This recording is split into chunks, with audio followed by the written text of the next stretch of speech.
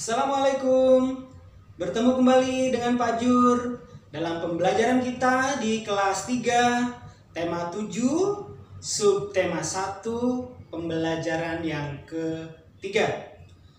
Bagaimana kabar teman-teman semua? Semoga sehat dan tetap semangat.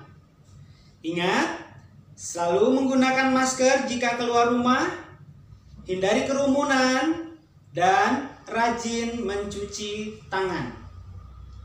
Baiklah, sebelum kita mulai pembelajaran hari ini, mari kita berdoa sesuai dengan agama dan kepercayaan masing-masing. Tujuan pembelajaran kita pada pembelajaran yang ketiga ini, yang pertama, melalui pengamatan teks bacaan, kalian diharapkan dapat mengidentifikasi perkembangan teknologi pangan dengan benar. Kemudian juga dengan membaca teks secara bersama-sama, kalian diharapkan dapat mampu menemukan produk dari teknologi pangan dengan tepat. Kemudian melalui teks bacaan, kalian juga akan dapat mengelompokkan hasil panen dan hasil teknologi pangan dengan tepat. Lalu dengan pengamatan teks bacaan, kalian diharapkan dapat menceritakan kembali isi teks bacaan secara lisan dengan lengkap. Lalu dengan mendengarkan lagu Tukang Sayur, kalian dapat mengenal pola irama sebuah lagu dengan tepat dan percaya diri. Kemudian dengan menyimak penjelasan guru tentang pola irama, kalian akan dapat memahami perbedaan pola irama yang terdapat pada sebuah lagu dengan tepat. Kemudian dengan mengidentifikasi pola irama dengan lirik lagunya, kalian akan dapat menunjukkan variasi pola irama lagu yang berbeda pada sebuah lagu dengan tepat dan percaya diri. Tujuan yang selanjutnya yaitu dengan menyanyikan lagu Tukang Sayur, kalian akan dapat memperagakan variasi pola irama yang berbeda pada sebuah lagu dengan percaya diri. Kemudian dengan mengamati bentuk tempe, kalian dapat mengidentifikasi luas permukaan bidang tempe dengan tepat. Dan setelah mengidentifikasi luas permukaan bidang tempe tersebut, kalian dapat menjelaskan cara menentukan luas dalam satuan tidak baku dengan menggunakan benda konkret. Lalu dengan mengamati bagian-bagian permukaan tempe, kalian dapat menghitung luas permukaan bidang alas tempe dalam satuan tidak baku dengan tepat. Dan yang terakhir, setelah mengidentifikasi luas permukaan bidang dalam satuan tidak baku, kalian dapat menyelesaikan masalah sehari-hari yang berkaitan dengan luas dan dalam satuan tidak baku dengan tepat. Nah, teman-teman, silakan sekarang kalian buka buku paket kalian pada pembelajaran yang ketiga. Kalian perhatikan pada lembaran yang pertama di pembelajaran ketiga tersebut, mari kita mengamati. Disediakan sebuah gambar, hari ini rumah Lani dikunjungi oleh Bibi. Udin, Edo, Beni, Dayu, dan Siti juga berkunjung ke rumah Lani. Mereka berkumpul di ruang makan. Bibi Lani bekerja di pabrik pengolahan makanan. Bibi menceritakan macam-macam cara mengolah bahan makanan. Bibi menunjukkan teks bacaan tentang teknologi pangan. Udin, Edo, Beni, Dayu, Siti, dan Lani membaca bersama-sama. Berikut adalah teksnya. Perhatikan anak-anak, hasil teknologi pangan. Manusia butuh makanan terus-menerus. Bahan makanan yang diperlukan berasal dari hasil panen. Panen terjadi pada waktu tertentu saja. Oleh karena itu, dicarilah cara agar makanan dapat bertahan lebih lama. Agar makanan selalu tersedia, manusia mulai menggunakan teknologi pangan. Teknologi pangan merupakan suatu cara untuk mengolah bahan makanan. Kacang kedelai dapat diolah menjadi tahu, tempe, dan susu kedelai. Mangga dan stroberi diolah menjadi manisan dan selai. Daging dapat diolah menjadi bakso, sosis, dan kornet. Teknologi pangan penting untuk menghasilkan jenis makanan baru. Selanjutnya, makanan olahan tersebut disimpan dalam kaleng atau dalam plastik kedap udara. Kedap udara maksudnya adalah tidak dapat dimasuki oleh udara. Proses penyimpanannya dapat membuat makanan jadi lebih awet. Nah, sekarang kalian carilah jenis makanan baru yang dihasilkan oleh teknologi pangan. Tadi contohnya sudah diberikan contoh dalam teks yang tadi sebelumnya, misalnya ada bakso, sosis, kornet, dan yang lainnya. Nah, sekarang kalian cari sendiri makanan apa lagi yang bisa dihasilkan oleh teknologi pangan. Banyak sekali kalian bisa mencari contohnya di sekitar kalian, baik di rumah maupun di lingkungan sekitar. Nah, sekarang tuliskan hasilnya pada tabel berikut di buku tulis kalian. Ya, jadi hasil panennya apa? Di sini contohnya yang pertama, hasil panennya adalah kacang kedelai. Kemudian hasil teknologi pangan dari kacang kedelai bisa menjadi apa? Bisa menjadi tahu. Ya, contoh lagi masih kacang kedelai hasil panennya. Maka hasil teknologi pangannya bisa diolah menjadi tempe.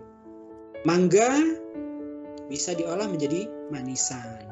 Kemudian daging bisa diolah menjadi bakso, kornet, sosis, ataupun yang lainnya. Nah, sekarang kalian amati kalimat yang berwarna merah tadi pada teks hasil teknologi pangan. Tadi ada kalimat yang diwarnai merah. Kalian cek kembali. Kalimat tersebut merupakan kalimat utama pada setiap paragraf. Kumpulan kalimat utama disebut ringkasan. Tuliskan kembali kalimat utama dari setiap paragraf agar dapat terbentuk ringkasan. Nah, sekarang kita tulis paragraf yang pertama tadi, manusia butuh makanan terus-menerus. Kemudian agar makanan selalu tersedia. Manusia mulai menggunakan teknologi pangan. Teknologi pangan penting untuk menghasilkan jenis makanan baru. Nah, itulah kumpulan dari kalimat utama pada setiap paragraf pada bacaan yang berjudul hasil teknologi pangan. Kita jadikan satu menjadi sebuah ringkasan. Kalian tuliskan ringkasan ini di buku tulis kalian. Tulis dengan baik dan rapi. Mari kita lanjutkan. Berikut ini kita akan mendengarkan dan bernyanyi bersama-sama sebuah lagu berjudul Tukang Sayur karya Ate Mahmud. Mari bernyanyi dengan semangat.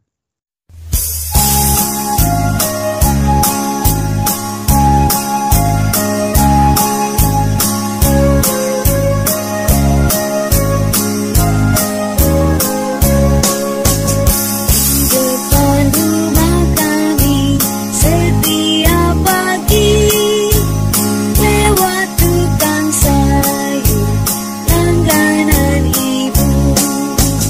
Sayur-sayur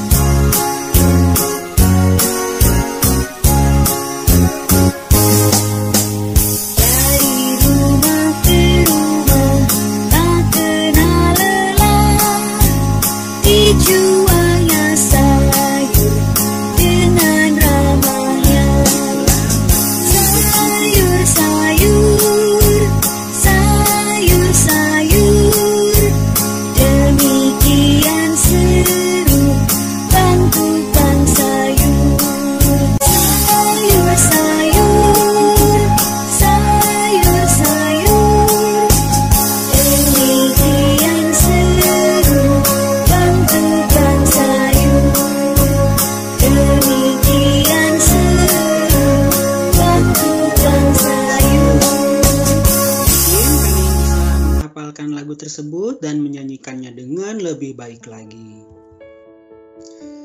Anak-anak, ayo sekarang mari kita berlatih. Dengarkan dengan baik lagu Tukang Sayur yang dinyanyikan oleh gurumu. Masih ingatkah kamu arti dari pola irama? Tentu kalian masih ingat. Ya, pola irama adalah susunan sekelompok bunyi yang muncul berulang-ulang secara teratur dalam sebuah lagu. Ya, ingat sekali lagi bahwa pola irama adalah susunan sekelompok bunyi yang muncul berulang-ulang secara teratur dalam sebuah lagu. Apakah lagu Tukang Sayur memiliki pola irama yang berbeda? Nyanyikan lagu tersebut secara bergantian dengan temanmu, iringi nyanyian temanmu dengan berbagai gerakan untuk menunjukkan pola irama berbeda. Pola irama 1 diiringi dengan tepuk tangan. Pola irama 2 diiringi dengan petikan jari. Pada lirik lagu tersebut, pola irama yang berbeda ditandai dengan gambar alat musik yang berbeda.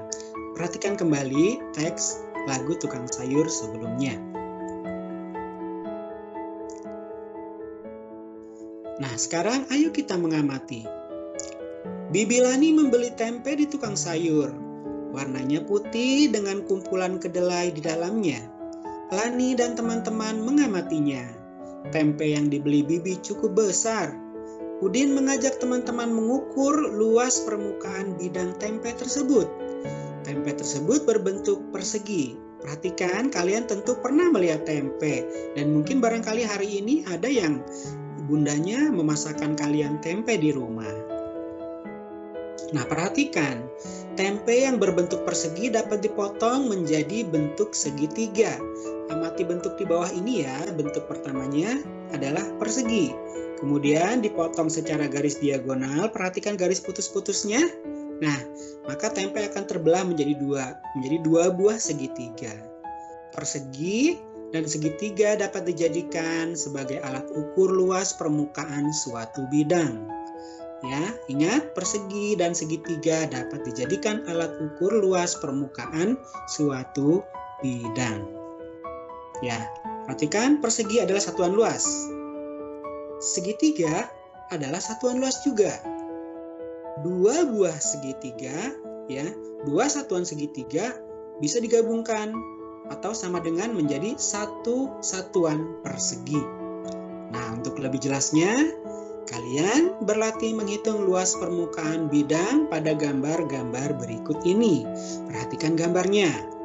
Kita akan coba hitung untuk gambar yang pertama sebagai contoh. Ya, perhatikan. Kita hitung sama-sama.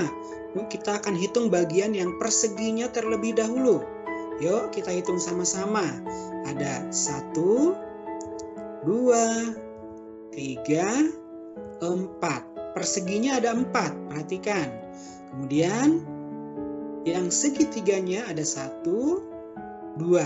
Ada 2 satuan segitiga dan 4 satuan persegi. Nah, ingat tadi bahwa 2 satuan segitiga sama dengan 1 satuan persegi. Nah, pada gambar yang tadi ini yang kita hitung, satuan segitiganya ada 2 buah. Jadi digabungkan menjadi 1 satuan persegi, sehingga 4 satuan persegi yang ada tadi ditambah 1 satuan persegi sebagai hasil dari penjumlahan 2 buah segitiga, maka 4 ditambah 1 hasilnya menjadi 5 satuan persegi. Nah, Bapak yakin untuk gambar berikutnya kalian juga pasti bisa menghitungnya dengan mudah. Kalian pasti bisa. Nah, demikianlah pembelajaran kita pada hari ini. Pada tema 7 kelas 3, subtema 1 pembelajaran yang ketiga. Semoga bermanfaat. Sekian dan terima kasih. Wassalamualaikum warahmatullahi wabarakatuh.